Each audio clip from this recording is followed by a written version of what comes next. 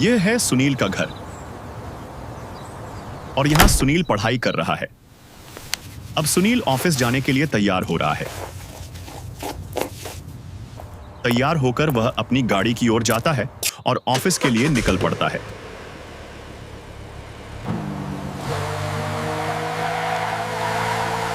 Sunil office पहुंच चुका है और कंप्यूटर पर अपना काम कर रहा है।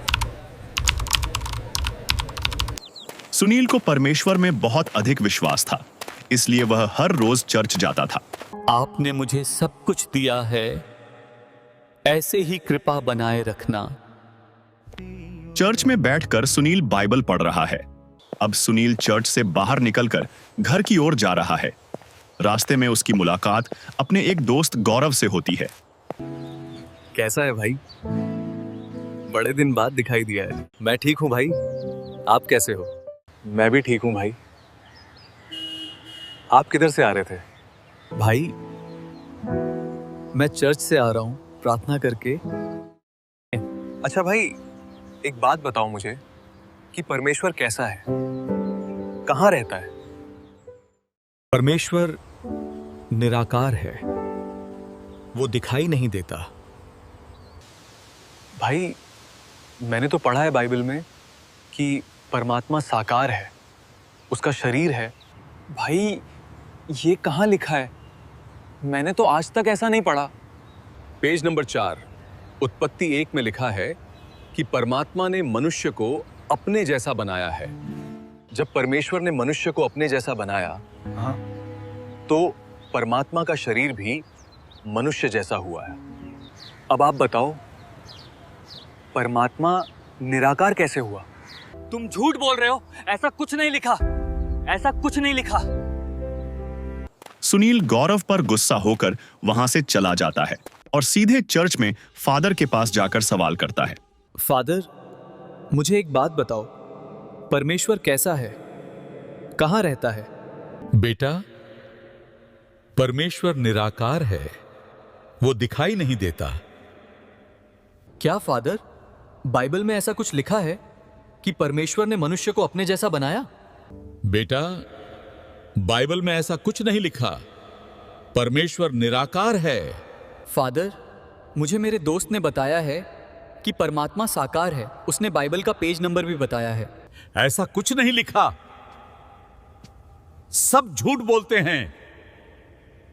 फादर, मैं तो आपसे यही पूछने आया था, अगर नहीं लिखा तो ठीक है ना? बेटा, ऐसा नहीं लिखा, परमेश्वर निराकार है।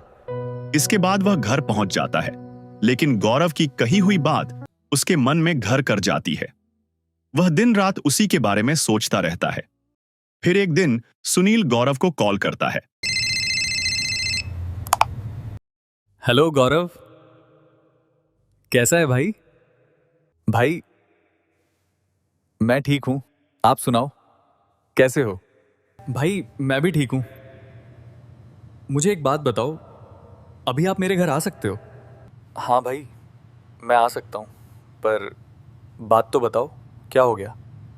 भाई कुछ नहीं हुआ, बस मुझे उस बात का प्रमाण दिखाओ कि यहाँ पे परमात्मा साकार लिखा है। ठीक है भाई, मैं आ रहा हूँ आपके घर। भाई आ जाओ, ठीक है, पर बाइबल साथ में लेके आना। ठीक है भाई, मैं बाइबल साथ में लेकर ही आ रहा हूँ। अब गौरव सुनील के घर की तरफ बाइबल लेकर जा रहा है। भाई मुझे अब दिखाओ प्रमाण, बाइबल में कहाँ लिखा है कि परमात्मा साकार है? भाई ये देखो, पेज नंबर 4 उत्पत्ति 1 में लिखा है कि परमात्मा ने मनुष्य को अपने जैसा बनाया। गौरव, बात तो सही है, ऐसा ही लिखा है। भाई आपने जो मुझे अब प्रमाण दिखाया वो सब सही है, पर तुझे ये कैसे पता चला?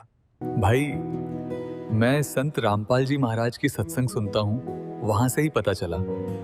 संत रामपाल जी महाराज जी की सत्संग कहाँ पे आती है?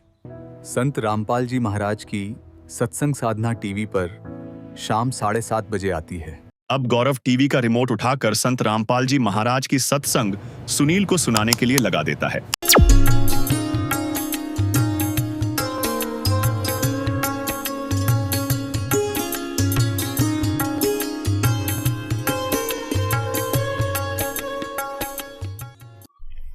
सर्वप्रथम आपको पवित्र बाइबल से परिचित कराते हैं।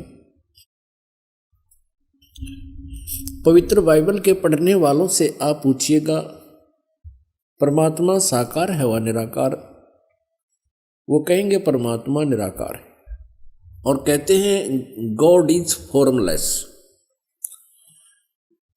उन्होंने फिर पवित्र बाइबल को समझा ही नहीं। पवित्र बाइबल में लिखा है कि परमात्मा मनुष्य दृश्य है और छठे दिन उस परमेश्वर ने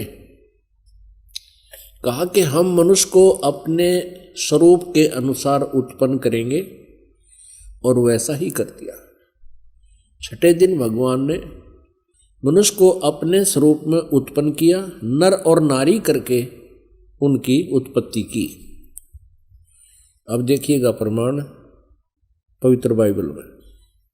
पवित्र बाइबल संपूर्ण जीवन अध्ययन बाइबल, पवित्र बाइबल संपूर्ण जीवन अध्ययन बाइबल,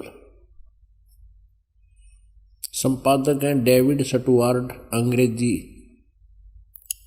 प्रधान संपादक Donald C Stamps, MA MDV, संयुक्त संपादक, ये सारे कुछ लिखे इनके। ये USA से छपा है। अब ये देखिएगा उत्पत्ति, जिसको इंग्लिश में अंग्रेजी में बोलते हैं ये जेनेसिस। आरंभ यहाँ होता है, आदि में परमेश्वर ने आकाश और पृथ्वी की सृष्टि की।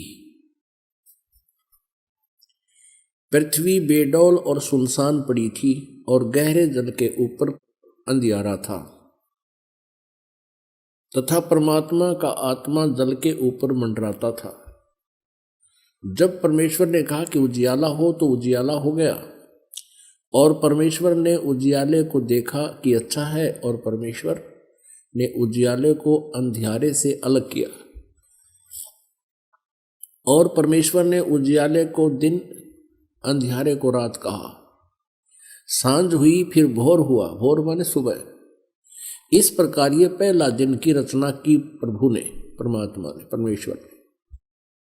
फिर परमेश्वर ने कहा कि जल के बीच एक ऐसा अंतर हो कि जल दो भाग हो जाए, तब ऐसा ही होगा। तथा इस प्रकार सांझ हुई, फिर भोर हुआ, ये दूसरा दिन हो गया। फिर तीसरे दिन कुछ और रचना की, सांझ हुई, फिर भोर हुआ, फिर ये तीसरा दिन हो गया। ये फिर सांझ हुई, फिर भोर हुआ, ये चौथा दिन हो गया। कुछ और रचना की परमात्मा ने, चौथा दिन हो गया। फिर ये प्रश्न नंबर 5 पे, तथा फिर और बहुत सी रचनाएं की परमेश्वर ने, तो सांझ हुई, फिर भोर हुआ, इस प्रकार ये 5वां दिन हो गया। अब हम छठा दिन पढ़ेंगे।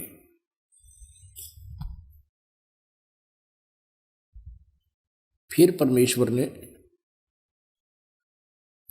कहा कि हम मनुष्य को अपने स्वरूप के अनुसार अपनी समानता में बनाएं, और वे समुद्र की मछलियों और आकाश के पक्षियों और घरेलू पशुओं और सारी पृथ्वी पर और सब रेंगने वाले जंतुओं पर जो पृथ्वी पर रेंगते हैं अधिकार रखें, यानी उनसे बुद्धिमान हो।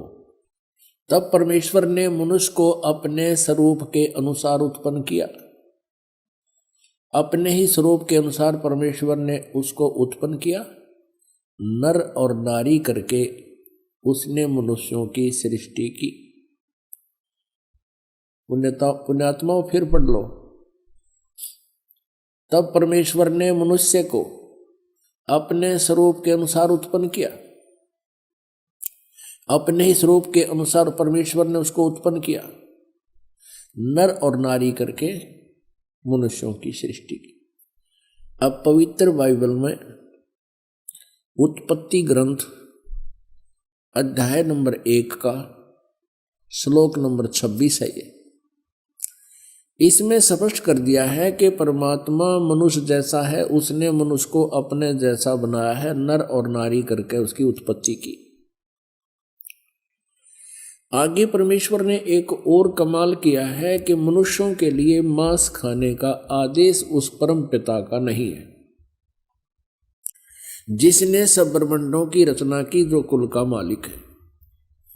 आगे देखिएगा इसी उत्पत्ति ग्रंथ में ये 26 नंबर हमने पढ़ लिया। 27 नंबर में कि मनुष्य 27, 26 और 27 में यही व्यवस्था बताई है। ये 27 श्लोक में लिखा है कि तब परमेश्वर ने मनुष्य को अपने स्वरूप के अनुसार उत्पन्न किया। अपने स्वरूप के अनुसार परमेश्वर ने उसको उत्पन्न किया और नर और नारी करके मनुष्यों की सृष्टि की।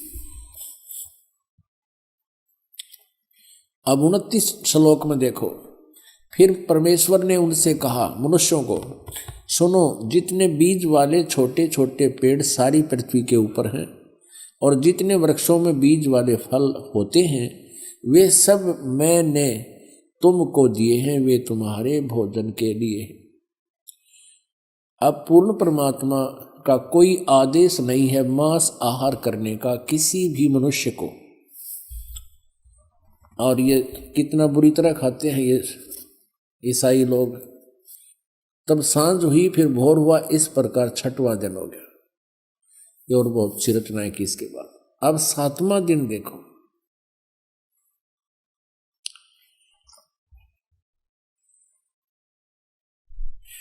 यो आकाश और पृथ्वी और उनकी सारी सेना का बनाना समाप्त हो गया 6ठे दिन। और परमेश्वर ने अपना काम जिसे वह करता था 7वें दिन समाप्त किया और उसने अपने किए हुए सारे काम से 7वें दिन विश्राम किया। और परमेश्वर ने 7वें दिन को आशीष दिया, उसे पवित्र ठहराया, सृष्टि के सारी रचना के काम से विश्राम लिया। अब पवित्र बाइबल से बहुत सी रहस्य जो है सामने आएंगे।